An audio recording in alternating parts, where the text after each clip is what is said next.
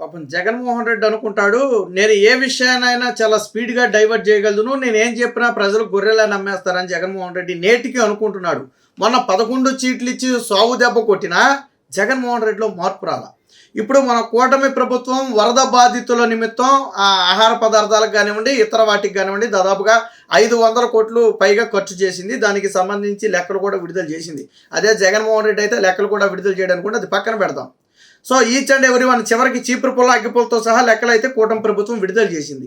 ఇప్పుడు వీళ్ళేమంటారంటే 500 కోట్లు స్కామేనంట. సరే, మొత్తం చంద్రబాబు గారు ప్రకటించిన 500 కోట్ల రూపాయలు స్కామే అనుకుందాం.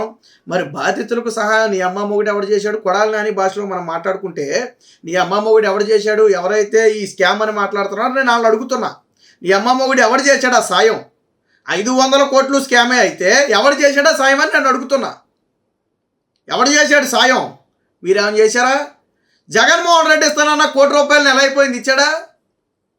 నెల దాటింది. జగన్మోహన్ రెడ్డి ₹1 ఇస్తానని నెల రోజులు దాటింది, ఇచ్చాడా? ఇవ్వలేదు. సరిగదా ₹1 దేనికి పెట్టాడు లెక్క చెప్పాడా? వాటర్ బాటిల్కి ఎంత పెట్టాడు, పులిహోరకి ఎంత పెట్టాడు, లేకపోతే భోజనాలకి ఎంత పెట్టాడు లెక్క చెప్పాడా? పోనీ నేను ఇచ్చాను ప్రజలకని జగన్మోహన్ రెడ్డి అనొచ్చు. దేనికి ఎంత పెట్టాడు లెక్క చెప్పాడా? ₹1 అడిగిందా కూటమి ప్రభుత్వం ₹1 లెక్క? అడగలేదు కదా. ప్రభుత్వాన్ని ప్రశ్నించే బాధ్యత మీకుందా, హక్కు మీకు, తప్పులేదు.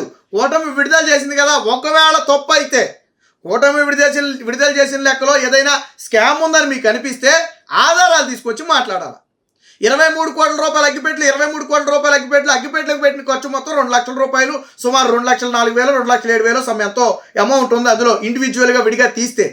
కానీ అక్కడ ఏం చేశారు? అగ్గిపెట్టులు, కొవ్వొత్తులతో పాటు మొబైల్ జనరేటర్ల ఖర్చు అని చెప్పి 23 కోట్ల రూపాయలు పెట్టారు. అందులో 90%కు పైగా ఖర్చు మొబైల్ జనరేటర్ల ఖర్చు. ఆ తర్వాత కొవ్వొత్తులది, అగ్గిపెట్టులది కలిపి మిగిలిన ఖర్చు.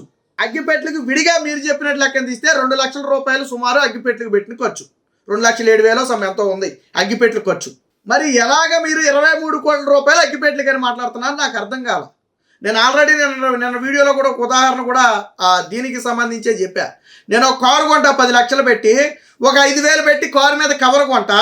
నేనేమంటా అంటే కారు ప్లస్ కవర్ కలిపి 10,05,000 రూపాయలు అయిందంట. వీళ్ళు ఏం చేస్తారు తెలుసా? పేటీఎం బ్యాచ్ దాన్నే కారు ఖరీదు 10,05,000 రూపాయలు. కారు కవర్ ఖరీదు 10,05,000 అంటారు.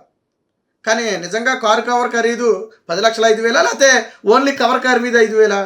ఇక్కడ వీళ్ళు చేసింది కూడా అదే. మొబైల్ జనరేటర్ ఖర్చుతో పాటు అగ్గిపెట్లు, కొవ్వొత్తులతో పాటు ఇతర వాటి ఖర్చుల గురించి చెప్తే దాని గురించి కాకుండా కేవలం అగ్గిపెట్ల గురించి మాత్రమే మాట్లాడుతున్నారు. మరి ఇది నోటికి అన్నం తినేవాడు ఎవడో కూడా ఇంత నీచంగా రాజకీయం చేయడు. నిజంగా తప్పు జరుగుంటే ఇదిగో మీరు ₹1 పెట్టాల్సిన దగ్గర ₹2 పెట్టారు, ఇది తప్పు, ఇది స్కామ్ అని నిలదీయండి, తప్పులేదు.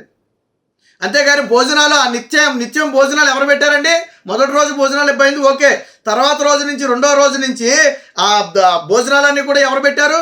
ఏ సంస్థలకు కాంట్రాక్ట్ ఇచ్చారు, ఏ సంస్థలకు ఎంత ప్రభుత్వం పే చేసింది అనేది కూడా లిస్టుల్లో ఉంది. వీళ్ళు లిస్టు మొత్తం చదవరు. కానీ ఓవరాల్గా ర్యాండమ్గా ఉన్నటువంటి అంశాలను మాత్రమే తీసుకుంటారు. పులిహారకు 320 కోట్లు అని చెప్పి వైసీపీ పేటీఎం బ్యాచ్ ప్రచారం చేస్తుంది. పులిహారే పెట్టారా మీకు భోజనాల్లో? భోజనాలంటే మన పులిహార పెట్టారా? భోజనాల ప్యాకెట్లు ఇవ్వలేదు ఎవరికి? బ్రెడ్ జాములు ఇవ్వలేదా? పాల ప్యాకెట్లు ఇవ్వలేదా? పాలు ఇవ్వలేదా? అవన్నీ ఫుడ్లోకి రావా? పులిహార అని చెప్పి ప్రచారం చేస్తారా? జగన్మోహన్ రెడ్డి ఎగ్గపప్పులకి ఎంత తిన్నాడు? 18 లక్షల ఎగ్గపప్పులు తిన్నాడు జగన్మోహన్ రెడ్డి. 3.65 కోట్లు సుమారు, ఎంతో 3.6 కోట్లు.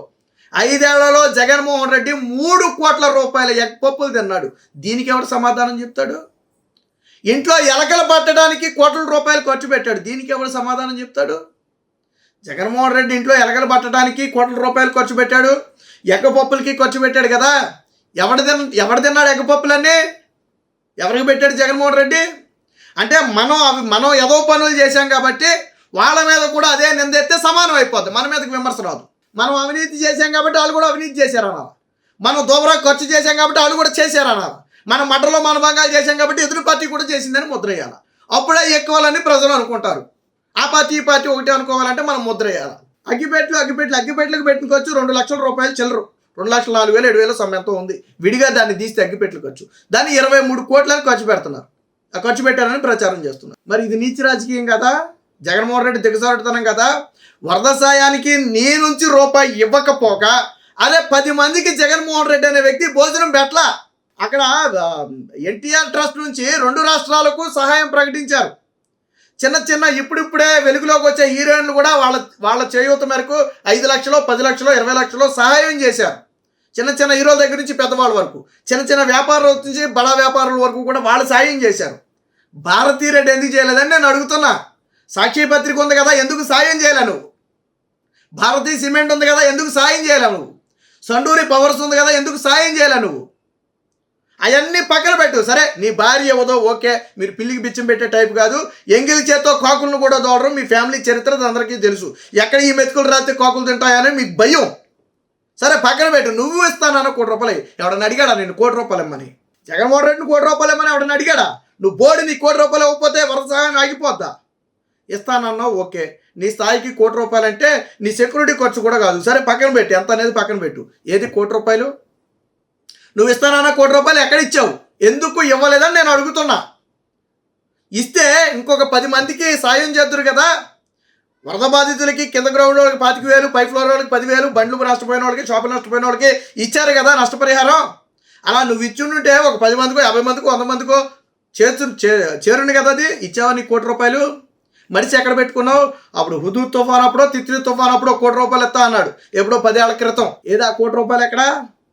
ఈ ₹1 ఎక్కడా? నువ్వు ప్రజలకు ₹2 బాకీ ఉన్నావు. జగన్మోహన్ రెడ్డి గుర్తుపెట్టుకో, నువ్వు ₹2 ప్రజలకు బాకీ ఉన్నావు. నువ్వు ఇస్తానని ఇవ్వని డబ్బులు నిన్నెవడ అడగల. నువ్వు ఇస్తానని చెప్పి ఇవ్వని డబ్బులు ₹2 ఉంది. ఎప్పుడు ఇస్తావని నేను అడుగుతున్నా. సోషల్ మీడియాలో ప్రచారం చేసే పేటీఎం బ్యాచ్ కొంచెం నోటికి మనం అన్నం తింటున్నామనే విషయం గుర్తుపెట్టుకోండి. జగన్మోహన్ రెడ్డికి పోస్ట్ 5 ఎత్తున్నాడో లేదా పెంచి 10 ఎత్తున్నాడో నాకైతే తెలియదు, కానీ పేటీఎం చిల్లరా ఎంత పేటీఎం చిల్లర వచ్చినా మన నోటికి అన్నం తింటున్నాం అనే విషయం గుర్తుపెట్టుకోవాలి. జగన్మోహన్ రెడ్డి ఎందుకు 11 స్థానాలకు పరిమితం అయిపోయాడు?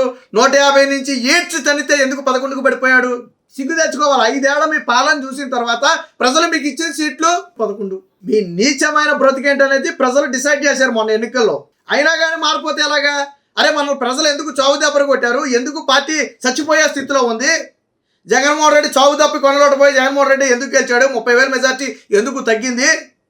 నారా లోకేష్ విమర్శించారు కదా, నారా లోకేష్ మెజార్టీ ఎంత, జగన్మోహన్ రెడ్డి మెజార్టీ ఎంత? పులివెందుల్లో మీరు చెప్తారు కదా 30 ఏళ్ళ నుంచి పులివెందుల కంచుకోటని, ఎంత మెజార్టీ? ప్రజలకి అన్నీ తెలుసు. కాబట్టి రాజకీయంగా చేయండి, హుందాగా చేయండి, తప్పుని ప్రశ్నించండి, తప్పు లేదు. 500 కోట్ల రూపాయలు సుమారు వరద బాధితులకు ఖర్చు పెడితే 500 కోట్లు స్కామ్ అనట. మరి అమ్మమ్మ ఒకటి ఎవరు తీసుకొచ్చి పెట్టాడు? పెట్టుబడి అంతా ఎవరు తీసుకొచ్చి పెట్టాడు? ఆ 10 రోజులు 12 రోజులు ఆ లక్షల మంది వరద బాధితులకు ఎవరు తీసుకొచ్చి పెట్టాడు? మీరు తీసుకొచ్చి పెట్టారా? జగన్మోహన్ రెడ్డి పెట్టారా?